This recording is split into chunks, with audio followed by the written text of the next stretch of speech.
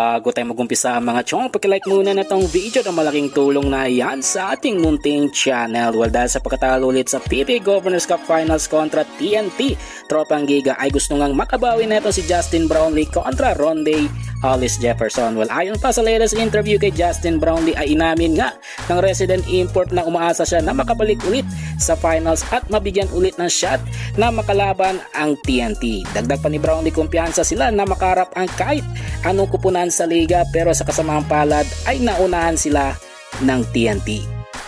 Ibang balita, punta naman tayo sa 6'10" big man na Magnolia na si James Laput na walang pakialam sa kanyang mga bashers. Well, ayon pa sa report ni Re-Respeto ni James Laput ang opinyon ng mga tao patungkol sa kanyang performance at wala siyang magagawa sa mga opinyon at kritisismo ng mga tao. Dagdag pa ni James Laput, gagawin niya lamang ang kanyang trabaho at magfo-focus lamang sa kanyang laro kasama ang Magnolia Chicken Templados. Well, panguli sa timbalita mga chong, patungkol naman sa best import na si Ronde Hollis Jefferson na gustong bumalik sa TNT Tropang Giga next conference. Well, ayon pa kay Jefferson, hayaan na lamang ang gustong mangyari at wala siyang problema kung gusto siyang kunin o ibalik ng TNT next conference. Dagdag pa ni Jefferson, nasa mga big bosses na ang desisyon ng kanyang pagbabalik, pero sa ngayon ay sisimutin at enjoy niya muna ang pagiging kampiyon kasama ang kanyang mga ka-teammates. Well mga chong, nandito na lang ang ating balitang PBA at syempre huwag kalimutan mag-subscribe at i-like itong video bilang pagsuporta. So this is Channel B once again.